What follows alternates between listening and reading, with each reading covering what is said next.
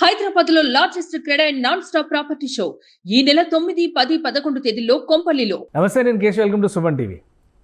Andhra Pradesh deputy CM Pawan Kalyan Sriharikota వెళ్ళబోతున్నారు. అంతరిక్ష ప్రయోగాలకి కేర్ ఆఫ్ అడ్రస్గా ఉండి రోదసి యానంలో కొత్త చరిత్ర లిఖిస్తున్నటువంటి శ్రీహరికోటకి పవన్ కళ్యాణ్ ఎందుకు వెళ్ళబోతున్నారు, అక్కడ ఏ కార్యక్రమం జరగబోతుంది, ఈ అంశాలపైన విశ్లేషణ చూద్దాం. మనతో పాటు అనలిస్ట్ చంద్ర శ్రీనివాస్ గారు. నమస్కారం అండి. పవన్ కళ్యాణ్ గారి పర్యటన ఖరారైంది, ఆయన శ్రీహరికోటకి వెళ్ళబోతున్నారు. అసలు ఏంటి అక్కడ కార్యక్రమం ఏంటి, పవన్ కళ్యాణ్ గారు ఎందుకు వెళ్తున్నారు? అంతరిక్ష కేంద్రం యొక్క వారోత్సవాలు జరగబోతున్నాయి. దానికి ఆయన, ఎందుకంటే ఇప్పుడు ఆయన సైన్స్ అండ్ టెక్నాలజీ మినిస్టర్ కూడా ఆయనే, పంచాయతీరాజ్ రూరల్ డెవలప్మెంట్తో కూడా science and technology minister as a deputy సీఎంగా చీఫ్ గెస్ట్గా వెళ్ళబోతున్నాడని తెలుస్తుంది. మోదీ గారు కూడా మనం చూసాం, చాలా అంతరిక్ష పరిశోధనల్లో మనం ప్రపంచానికి నాసాకి ఏమాత్రం తీసుకునే విధంగా ప్రయోగాలు సక్సెస్ అవుతున్నాయి. దాన్ని స్వయంగా మోదీ గారు కూడా వచ్చి చాలా సందర్భాల్లో అక్కడ ఉన్న సైంటిస్టులు ఎక్కువ తెలుగు వాళ్ళు ఉన్నారు, వాళ్ళు అభినందించడం జరిగింది.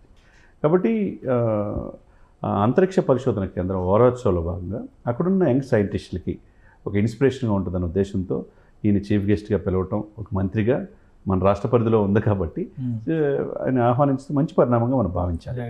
అంటే ఇప్పుడు కొన్ని ప్రయోగాలు ఉన్నాయి, గగనయాన్ కానీ చంద్రయాన్ ఆల్రెడీ సక్సెస్ అయ్యింది, నెక్స్ట్ ఫేజ్కి వెళ్ళబోతున్నారు అనేటువంటి చర్చ.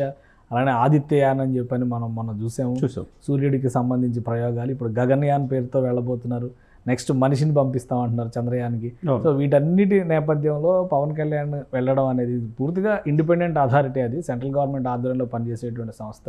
పవన్ కళ్యాణ్ వెళ్ళడం అనేది కూడా ఇప్పుడు ఒక ఆసక్తిని రేకెత్తిస్తుంది. దీనివలన ఆంధ్రప్రదేశ్ రాష్ట్రానికి కానీ ఆంధ్రప్రదేశ్ ప్రజలకు కానీ వచ్చేటువంటి లాభం, ప్రయోజనం ఏ విధంగా ఉంటుంది? డెఫినెట్గా అండి. పవన్ కళ్యాణ్ గారు ఇప్పుడు వెళ్ళటం అంటే మీరు ఈ రాష్ట్రానికి ప్రయోజనం రాష్ట్ర పరిధిలోనే ఉంది, అది శ్రీహరికోట వేరే ప్లేస్లో లేదు. అంటే సక్సెస్ఫుల్గా ఆ కేంద్రానికి మంచి గుర్తింపు ఉంది. ఈరోజు ఎన్నో పరిశోధనలు ఈ దేశానికి అందించి అంతరిక్షం దాకా వెళ్ళే ఇది ఉపగ్రహాలు అక్కడ ప్రయోగించారు. అదొక చరిత్ర.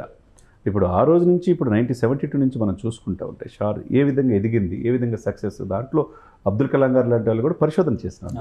కాబట్టి ఇటువంటి సైంటిస్టులకి ఒక రకంగా వారోత్సవాలు చేసుకోవటం, సక్సెస్ఫుల్ ఇదిని తెలియజేయటం ప్రపంచానికి, యంగ్ సైంటిస్టులని ముందుకు తీసుకెళ్తాలో ఆయన సైన్స్ అండ్ టెక్నాలజీ మినిస్టర్గా చేసిన తర్వాత ఒక మాట అన్నాడు, ఎక్కువగా యూత్ కూడా మామూలు చదువులు, ఈ టెక్నాలజీ బీటెక్లు, ఎంటెక్లు, ఎంబీఏలే కాకుండా ఈ రోదసి పరిశోధన చేసే ఇది సైంటిస్ట్గా ఎలా వెళ్ళాలి, భారత అంతరిక్ష రంగానికి ఏ విధంగా సేవ చేయాలి, ఆ విధమైన కోర్సులు కూడా చేసుకుని ఈ యొక్క సైంటిస్టులకు రూపాంతరం చెందండి, దీంట్లో మనం ఎక్కువ స్కోప్ ఉందనేది కూడా పలు సందర్భాల్లో మనం చెప్పాడు. ఎక్కువ యూత్ మనకి అంటే సైన్స్ అండ్ టెక్నాలజీ శాఖ మంత్రిగా కూడా కొన్ని సంస్కరణలకి పవన్ కళ్యాణ్ బీజం వేసే అవకాశం డెఫినెట్గా చేస్తారు కదండి. ఇప్పుడు ఆయన ఎక్కువ చదువుకోకపోవచ్చు, కానీ సమాజాన్ని చదివాడు. ఈరోజు ఆ మంత్రిగా ఆయన హోదాలో ఈరోజు వెళ్ళటం ఒక తెలుగు వాళ్ళుగా మనం గర్వపడాలి.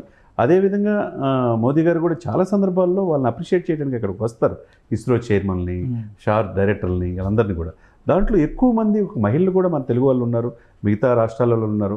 ఏదైనా కానీ దేశం కోసం అహర్నిశలు వాళ్ళు కష్టపడే ఇది ఉంటుంది చూసారా. ఇప్పుడు ప్రయోగానికి సిద్ధం అవుద్ది ర్యాకెట్ 1, 2, 3 అని స్టార్ట్ చేస్తారు. నిజంగా అది సక్సెస్ అయితే అప్పుడు ఆ ఫలాలు అనుభవిస్తారు. అంటే వాళ్ళు ఎంత సాక్రిఫై చేసి ఒక్కొక్కరు అయితే అంతకుముందు మనం చూసుకుంటే అండి, ఇదే పరిశోధన కేంద్రంలో తన తండ్రి చనిపోయిన చూడటానికి వెళ్లకుండా దాంట్లో లేట్ అయితే మళ్ళీ ఇదని చేసిన వాళ్ళు కూడా ఉన్నారు. అటువంటి వ్యక్తులు ఈ యొక్క పరిశోధన కేంద్రాలకు డైరెక్టర్లుగా పనిచేశారు, ఈ దేశం కోసం పనిచేశారు. ఈ దేశం ప్రపంచంలో దేనికి తీసిపోయే విధంగా తయారు చేయడంలో అనేక మంది శాస్త్రవేత్తల కృషి ఎనలేంది.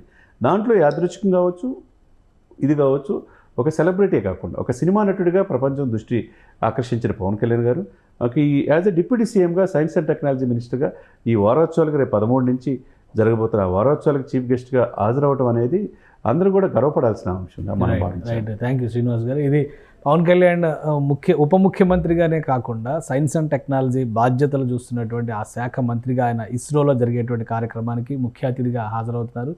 రాబోయేటువంటి జనరేషన్స్ అంటే యువతరానికి సైన్స్ పైన అవగాహన కల్పించడంలో సంస్కరణవంతమైనటువంటి కొత్త పథకాలను తీసుకొచ్చేటువంటి ప్రణాళికలను కూడా ఆంధ్రప్రదేశ్ ప్రభుత్వం అమలు చేసే ప్రయత్నం చేస్తుంది. కాబట్టి ఈ పర్యటన వలన రాష్ట్రానికి ప్రయోజనం ఉంటుందని చంద్ర శ్రీనివాస్ గారు అంటున్నారు. ఇది special discussion. Keep watching. Suman టీవీలో మీ పర్సనల్ అండ్ బిజినెస్ ప్రమోషన్స్ కోసం కింది నెంబర్కి కాంటాక్ట్ చేయండి.